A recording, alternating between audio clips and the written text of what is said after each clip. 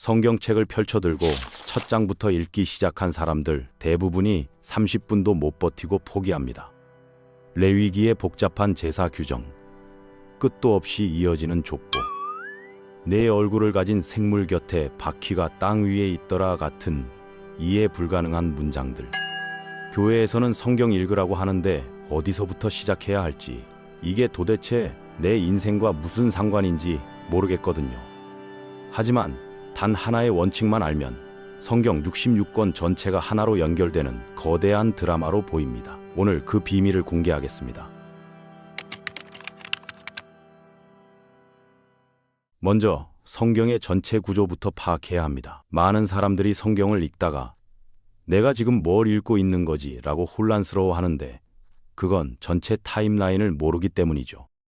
지금 당장 성경 목차를 펼쳐보세요. 구약 39권, 신약 27권, 총 66권으로 이루어져 있는데 이 책들은 무작위로 배치된 게 아니라 명확한 카테고리로 분류되어 있습니다.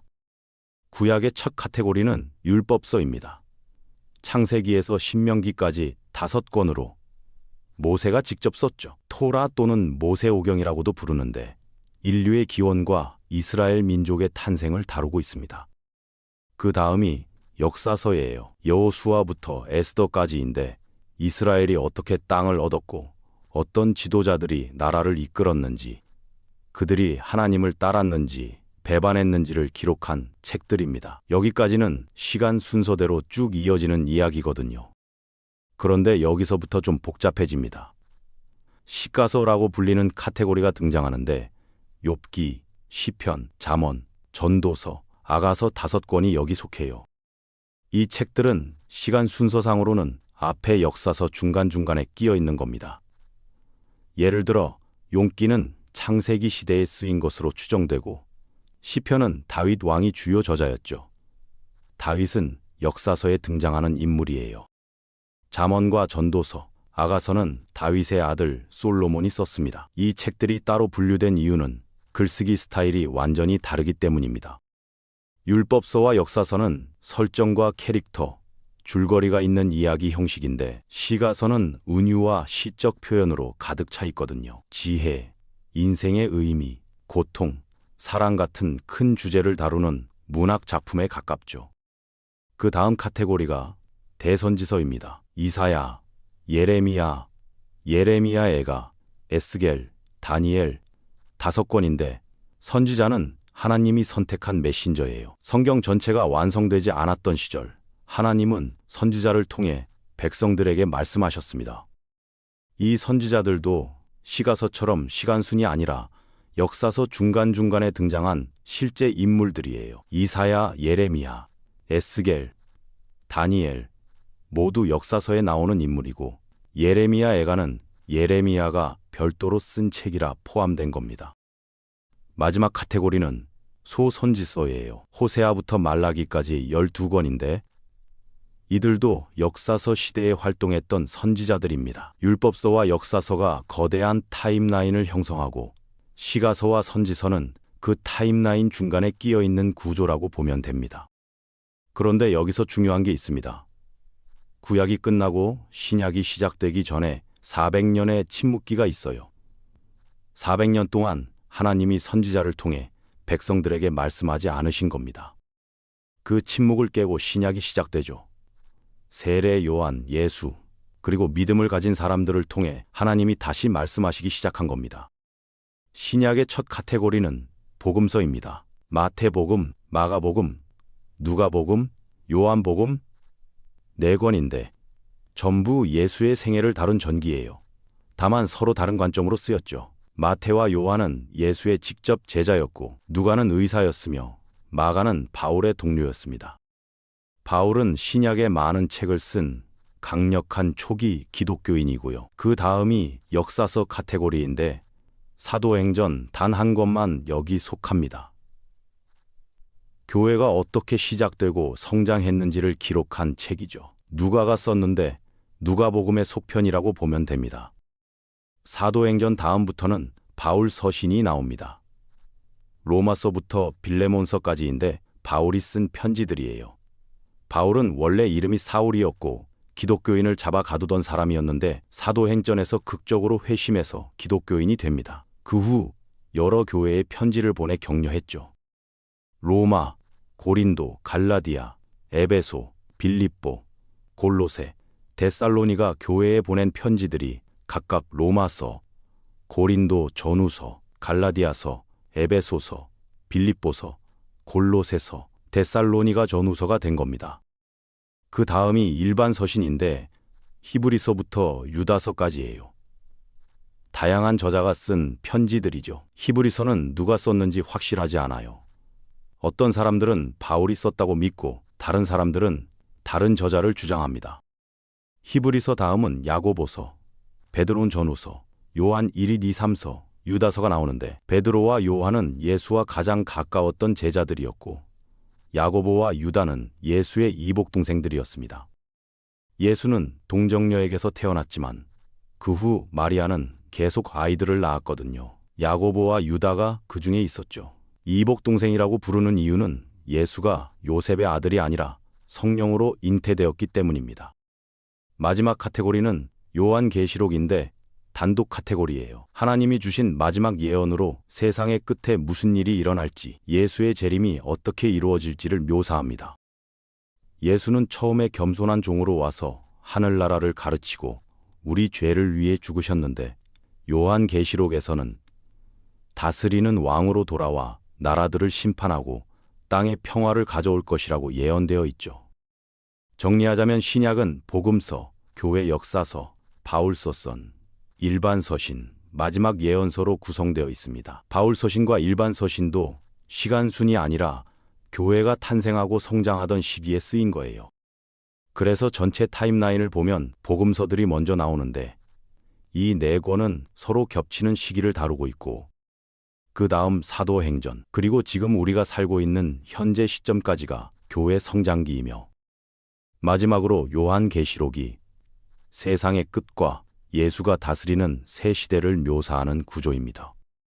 왜 이 모든 걸 알아야 할까요? 많은 사람들이 성경을 읽으면서 자기가 뭘 읽고 있는지도 모르고 혼란스러워하기 때문입니다. 성경을 읽을 때는 큰 그림을 봐야 해요. 하나님은 성경에서 절대 변하지 않는 유일한 캐릭터예요. 어제나 오늘이나 내일이나 똑같은 분이죠. 항상 사랑이 충만하면서 동시에 정의로워서 사람들을 그들의 행동에 따라 심판하십니다. 성경 전체는 우리가 하나님이 누구신지 알 수 있도록 쓰인 거예요. 세상을 창조하신 전능하신 하나님, 이스라엘 백성을 신실하게 이끌어 민족이 되게 하신 하나님, 그리고 그 민족을 통해 아들 예수를 보내셨던 사랑의 하나님, 사람들이 죄의 형벌에서 구원받을 수 있도록 말입니다. 그런데 여기서 핵심이 나옵니다. 성경 전체는 예수라는 한 사람을 중심으로 돌아갑니다.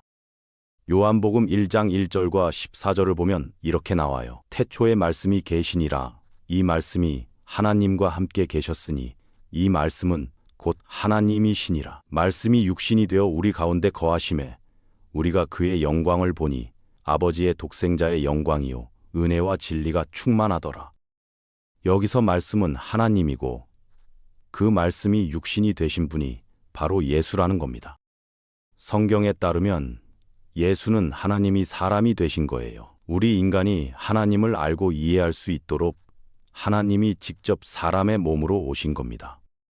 그래서 예수가 성경을 이해하는 열쇠라고 하는 거죠. 신약에서 예수는 5번이나 성경 전체가 나를 가리킨다고 주장합니다. 예수는 렌즈예요. 이 렌즈를 통해 보면 성경 전체가 생생한 색깔로 살아나죠.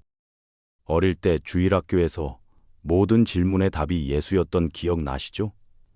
하지만 단순히 아는 것만으로는 부족합니다. 구체적으로 예수가 어떻게 열쇠 역할을 하는지 이해해야 하거든요.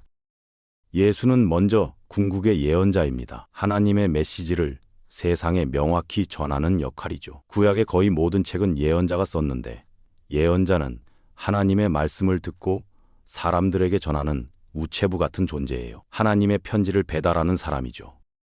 그런데 예수는 이전의 모든 메일을 명확하게 정리해주는 최종 예언자로 왔습니다. 예를 들어볼까요? 눈에는 눈, 이에는 이라는 가르침이 있어요. 이건 벌이 죄에 비례해야 한다는 의미입니다. 누가 당신 뺨을 때렸다고 칼로 찌르거나 총을 쏠 수는 없잖아요. 벌은 죄와 동등한 수준이어야 한다는 거죠. 뺨을 맞았으면 뭔가 비슷한 수준으로 대응해야 하는데 뭐가 뺨과 같은지는 모르겠지만요. 그런데 예수는 이 가르침을 완전히 새롭게 해석했습니다. 누가 네 오른쪽 뺨을 치거든 왼쪽도 돌려대라고 하셨어요. 다시 말해 원수에게도 친절하라는 겁니다. 그가 전달하려던 메시지는 눈에는 눈, 이에는 이라는 율법의 진짜 목적이 서로 사랑하는 거였다는 거예요. 하나님이 우리에게 사랑을 가르치고 계셨고 예수가 그 메시지를 명확히 해준 겁니다. 그래서 구약과 신약을 둘 다 읽는 게 엄청나게 중요합니다. 성경을 처음 읽는다면 사복음서 중 하나를 먼저 읽어보세요. 마태, 마가, 누가, 요한복음에는 예수의 말과 행동이 담겨 있고 이 말씀들이 나머지 성경을 해석하는 열쇠가 될 겁니다. 예수의 두 번째 역할은 마지막 제사장입니다. 하나님의 율법을 완성하고 우리 죄를 위한 제물이 되신 거죠.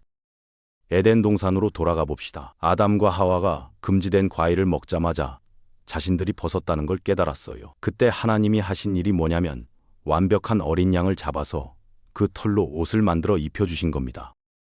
이게 죄를 위한 첫 희생제사의 예시예요. 그리고 시간이 흘러 모세가 시내 산에서 하나님의 율법을 받을 때 하나님은 이 명령을 지키면 복을 받고 어기면 저주를 받는다고 말씀하셨습니다.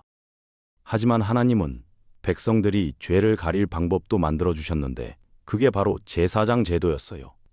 제사장들은 기본적으로 전문 도살자였습니다. 당시 유대인이 죄를 지었다면 그리고 우리 모두 죄를 짓는데 완벽하고 순결하고 하얀 털복숭이 어린 양을 제사장에게 가져가야 했죠.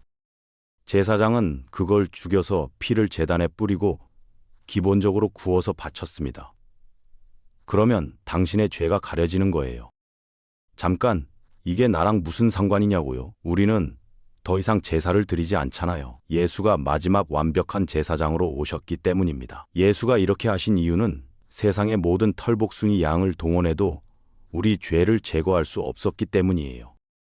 모든 제사의식과 희생제물은 죄를 일시적으로 가릴 수만 있었지 누군가의 죄를 완전히 제거하고 그 사람을 완전히 새롭게 만들 힘은 없었습니다. 그래서 예수가 완벽한 제사장이 되어 십자가에서 죽을 때 완벽한 제물이 되신 거예요. 예수는 모든 제사의식과 희생제물을 올바른 관점에 놓으셨습니다. 실제로 히브리서를 보면 모든 제사의식이 결국 마지막 제사장을 예표하는 것이었다고 나와요. 단 한 번의 희생으로 영원히 우리 죄를 제거하실 그 제사장 말이죠. 예수의 세 번째 역할은 약속된 왕입니다. 처음부터 예언된 영원한 평화의 통치자예요. 저는 열왕기상하와 역대기상하를 읽을 때 정말 낙담하고 심지어 우울해졌습니다. 읽다 보면 매 페이지마다 이 왕이 여호와 보시기에 악을 행했다. 이 왕이 하나님 보시기에 악독하게 행했다. 이 왕이 그의 조상 다윗의 길로 행하지 않았는 말이 반복되거든요. 계속해서, 또 계속해서, 또 계속해서. 매 페이지가 이전 페이지보다 더 절망적이었죠. 결국 목사님을 찾아가서 물었습니다. 이게 절망적입니다. 이 책들을 읽는 게 무슨 의미가 있습니까? 목사님은 제가 잘못 보고 있다고 하셨어요. 열왕기와 모든 족보는 사실 하나님의 은혜와 인내에 대한 증거라는 겁니다. 왕 중에 왕이 등장하기 전까지 하나님이 얼마나 참고 기다리셨는지를 보여주는 거라고요. 유대인들은 메시아를 기다렸습니다. 그들의 나라와 세상을 구원할 왕이 올 거라고 믿었죠. 예수가 바로 그 희망이었고 그 메시아였습니다. 그 말을 듣고 나서 열왕기와 역대기 그리고 모든 족보를 완전히 다른 시각으로 보게 됐어요. 예수가 성경의 놀라운 이야기를 이해하는 열쇠인 이유는 이 모든 이야기가 그분에 관한 것이기 때문입니다.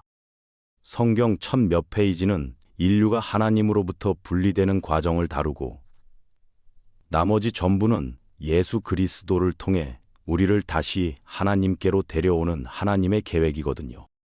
그러니까 성경을 한 번도 완독하지 않았다면 도전해보세요. 목차를 펼쳐서 다 읽은 책마다 체크 표시를 해보는 겁니다. 성경의 모든 책은 서로 다른 주제와 중요한 교훈을 담고 있어요. 하나님이 당신에게 가르치고 싶어 하시는 것들이죠. 한 번도 성경을 읽어본 적 없다면 복음서 중 아무거나 시작하면 됩니다. 좋은 출발점이 될 겁니다. 하나님과 가까이 지내려면 헌신과 훈련, 그리고 노력이 필요합니다. 모든 좋은 관계가 그렇듯이 시간이 걸리죠. 그러니 성경을 읽고 하나님의 음성을 들을 때 인내심을 가지세요. 야고보서 4장 8절은 이렇게 말합니다. 하나님을 가까이 하라. 그리하면 너희를 가까이 하시리라. 죄인들아, 손을 깨끗이 하라. 두 마음을 품은 자들아, 마음을 성결하게 하라. 하나님께 가까이 다가가는 발걸음을 내딛는 당신에게 축복이 있기를 바랍니다.